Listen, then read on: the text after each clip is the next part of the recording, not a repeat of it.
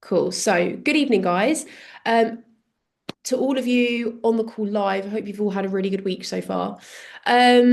I put a poll out into the ladies' chat this week asking whether you guys would prefer a Q&A or something mindset related, and overwhelming majority was something mindset. So here we are. This week, I don't normally talk about things like this, but I thought it was a good time. I'm going to talk about the five biggest lessons that I have learned in the last 5 years. I'm sure you can imagine, like for all of us, the last 5 years have been pretty crazy. Lots has happened. And I feel like I've learned a lot of things, particularly in terms of mindset, that I really want to share with you guys. Some of it you guys may have already learned on your journey, but also some of it might be new. So we'll go through kind of the five biggest things that I have learned ever since in the past 5 years. And obviously within that 5 years, I've been making my health and fitness a priority. So first things first, before we start, a little bit of kind of mindset talking about of where we're at the moment. I don't know if you guys feel this. I know that having obviously been in, coaching fitness for years now, summer can be a bit of a weird time, and often quite challenging. I know for a lot of us, like the kids suddenly go on school holidays. We've got a lot more time. There's a lot more plans. There's a lot more social events. Financially, we're normally spending more money doing more stuff as well. So summer can be a bit of a weird time. And as a result of that, although that's all really great positive stuff, it can throw some challenges in. So I just want to say to you guys that if you're feeling like things are a little bit tough right now, if they maybe feel a little bit tougher than they did a couple of months ago, this is actually totally normal and you're not alone. It really kind of is like a seasonal thing, it's a time of year thing.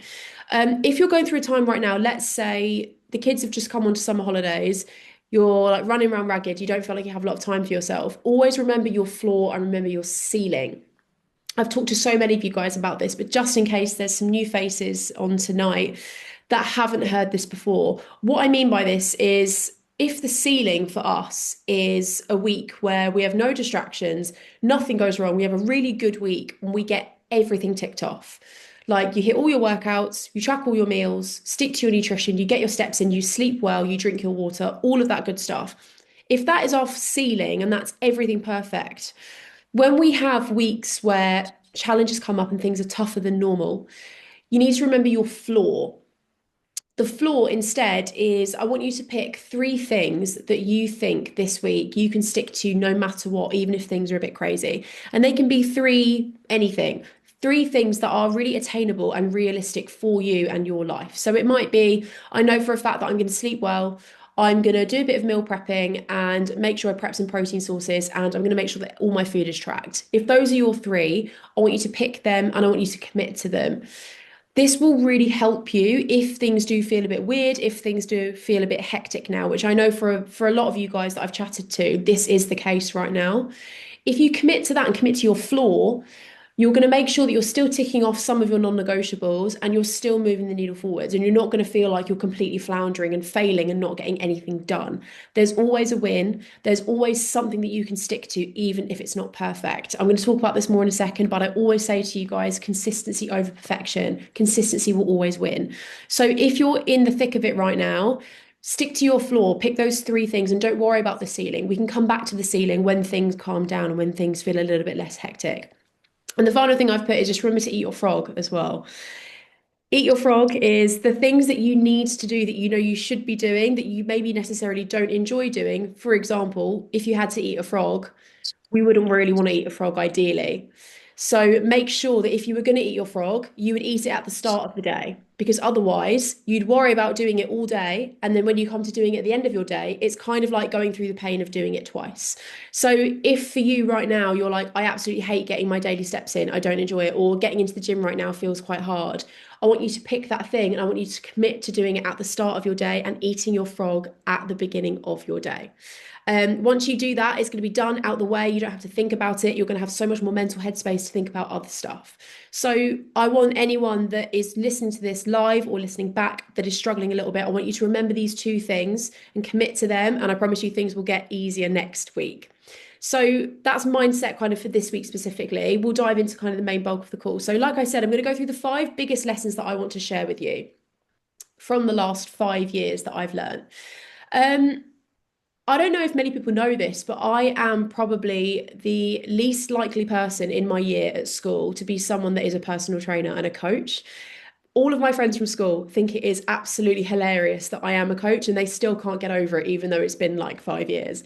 I hated all exercise. I used to lie at school and say I had every injury under the sun. I was allergic to chlorine, so I didn't have to go swimming. Like, I hated all exercise. I thought people that went to the gym genuinely were weird, and I didn't get it. But that was because I was self-conscious and uncomfortable. So in the last, 7 years, I have clearly come on leaps and bounds with that mindset and with that self-limiting belief that I'm just not a fitness person.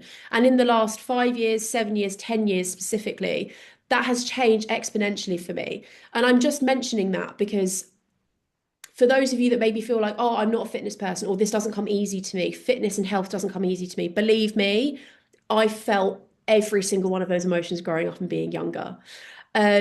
So I want you to know that things can change and things can change pretty dramatically. And I'm proof of that. If I can go from literally refusing to even go out for a walk or do any exercise to then becoming a coach, mindset shifts can happen for us as well. So let's go through the five biggest things that I have learned in the last 5 years specifically. Number one, motivation is completely overrated. How many times do you feel like you guys have kind of said to yourself, like, oh, I don't feel motivated today? Like, today's hard because I don't feel motivated. I'm sure a lot of you have said that to yourself, myself included. Motivation is never going to pull you through. It is never, ever going to pull you through. It's an emotion, it's fleeting, it's not like a tangible thing that we can hold. Therefore, we can't rely on it because it's not going to stick around. What you need to rely on instead, and what I've had to learn over the years specifically as well, is that discipline and systems are the thing that works over motivation. You have to be willing to stick to your plan and to not be dictated by your mood. I'm very aware that that is easier said than done in some cases, totally. But on those days where you wake up, your alarm goes off, and you're really not feeling it, you've got to be willing to push through that and be willing to just set some habits. And you've got to get to a point where you almost kind of go into autopilot with this stuff, with going to the gym, with meal prepping. You've got to get to a point where if you didn't do it, it would feel really weird, even if you don't necessarily love it. It's got to become so entrenched and so built into your daily habits that it would feel really bizarre if you didn't go to the gym, for example. And the truth is that you're not going to feel like it most days.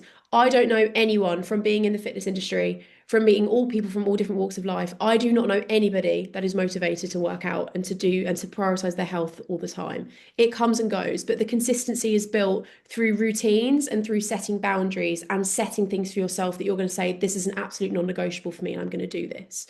So motivation isn't going to stick around. What we have to be willing to do instead is to do the work, to have some patience, and to set some lifelong habits that we can sustain forever. So the second one, you can't out-train poor sleep, stress, or nutrition.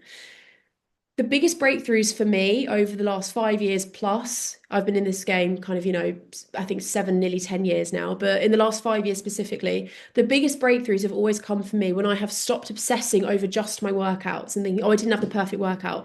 And I've actually really focused on all the other lifestyle factors. So my sleep, my nutrition, sorry, and my stress, which we talk to you guys a lot about in the program as well. I've put here 2023 burnout. This is something that I went through specifically.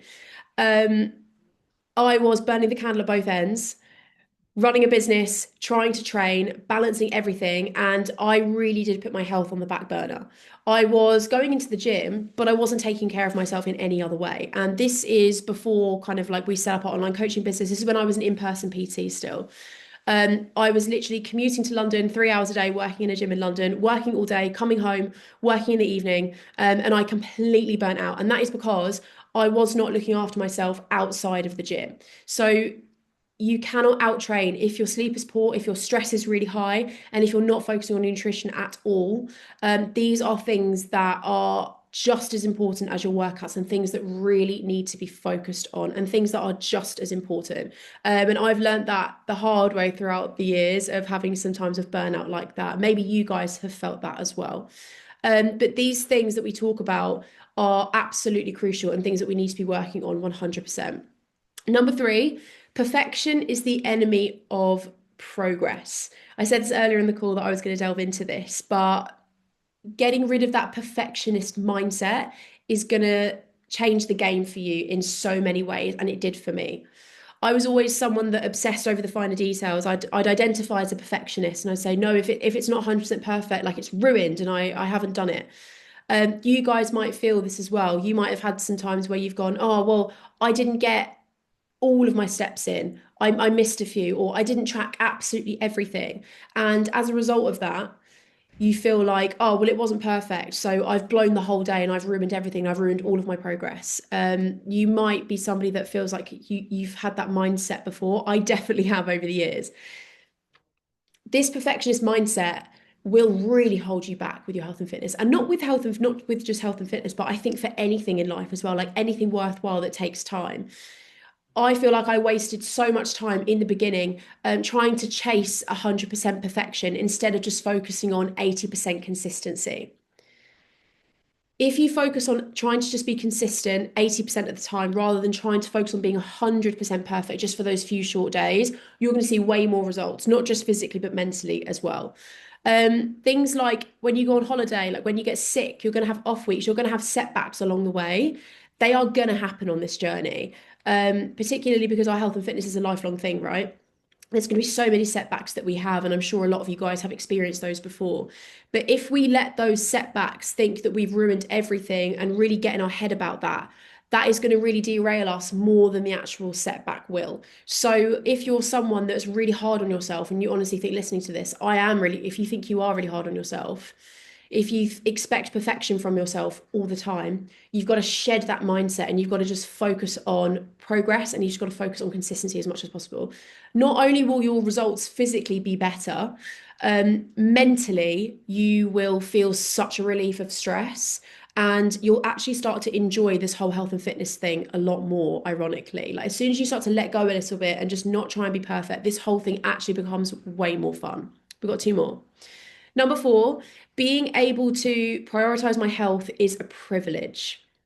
Now, this is coming from the girl who I said at the start of the call thought that people that went to the gym were insane, refused to exercise, wouldn't do anything. Being able to exercise and being able to move regularly actually is such a privilege that I think we don't sometimes realize quite enough. Like, we are so lucky that all of us in this program are able-bodied. We're able to get out of bed in the morning and make the choice of whether we want to go to the gym or not, or whether or not we want to meal prep or not, or whether or not we have to do the food shop or not, whatever it might be. There are so many people through whatever reason, mental, physical, whatever it might be. There's so many people that actually can't do that, that would love to be able to. And sometimes I think when we're really in the thick of it, like let's say right now, if you're feeling like you're having a really bad week or you're having a stressful time and you're really in the thick of it and you're really in your feelings and like in your head and you're like, this is really tough, like this is really awful. Like I'm not saying those feelings aren't valid, but sometimes I think it really helps to actually zoom out a little bit and think, you know what? Maybe this situation or maybe this problem isn't quite as deep as I think it is. I'm actually really fortunate that I'm in this position, that I'm like in a program that's going to help me and I'm going to get to my goal. And yes, it might be tough right now, but there are so many people that would be dying to be in the position that I'm in. And it's about shifting that kind of that hatred or that negativity and shifting that actually to a bit more of a joyous thing and thinking, yeah, it's a bit tough right now. Like I'm in the thick of it, but actually I'm really lucky to do this. I think sometimes it really helps to just kind of zoom out and have a bit of that bigger perspective in those situations. It does really help. So never forget that it's really cool that we're able to do this, that we're able to go to the gym and we're able to look after our health. And number five, your environment matters more than you think. So I found that, 5 years ago, even longer than that, 7 years ago, 10 years ago, progress in fitness, in health, and in everything was harder when I was surrounded with unhelpful influences. I'm not just talking about people, of course not, but I am mentioning like, specific people in my life, specific routines, even like apps and social media accounts that I was following and things like that. There were loads of different things. When I was surrounded with unhelpful influences that kind of made me feel bad or weren't aligned with what I was trying to do, it was definitely a lot harder. I noticed that a lot of real change did happen when I built a really great support system filled with loads of people that I love, and I unfollowed or removed anything that made me feel bad about myself. Social media is a big one for that. Um, there are so many things on social media that are there to kind of, they're either marketing to try and get us to like buy that product, or it's a lot of scaremongering, a lot of misinformation, all that sort of stuff. And if we're following that regularly, it does feel really overwhelming. You guys might have noticed that, like when you're following all those sorts of accounts on socials, it's really tough. The second I just said, you know what, I'm just not going to follow this stuff. If it makes me feel bad, I'm just going to cut it out and I'm just going to unfollow. It really helped me with my progress. And the same goes for your immediate environment and like all your friends and who you surround yourself with as well. You rise or fall to the level of your environment, so choose it intentionally. And that's really important. I said that there was only five, but there's an extra little bonus one as a surprise at the end. The last thing that I want to say, and that I have really learned over the last few years, is that you are worth far more than what any scale number says.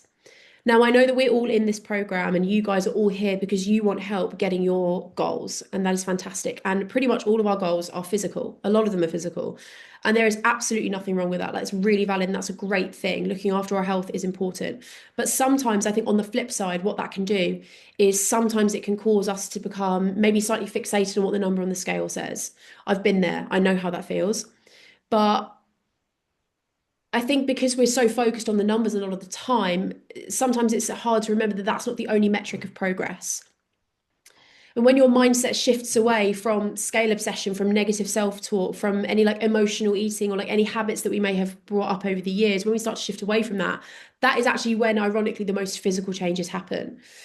Um, so, we're here to get that goal, but let's not forget all the other amazing metrics of success that we have as well. Like, yes, we've got the scales, but you've also got how you're feeling when you look at yourself in the mirror, how your clothes are fitting, your energy levels, your mental health, your mood, how you're showing up as a friend, a family member, a partner, a colleague, whatever it might be. These are all other incredible metrics of success as well. And we really never ever want to forget those. I arguably think that they're even more important than what any scale says, and you're worth far more than that. The turning point for me really did happen when I stopped becoming obsessed with the scales and I stopped punishing my body and I started working with it and focusing on those other metrics as well. And this whole thing, this whole health and fitness game really is as much a mental and mindset game as it is a physical one. And when we start to really shift that thinking and start to look at the other metrics of success, again, the whole process becomes a lot more fun and a lot more enjoyable, I think. So those are all the main points today. Obviously, gave you a bonus one there. The final thing I want to say is that a lot can change in 5 years. Um, Real results take time to see, and mindset growth also takes a lot of time. But I want you to remember that this does take time, but nothing good or easy ever does happen. Nothing good ever comes easy or comes fast.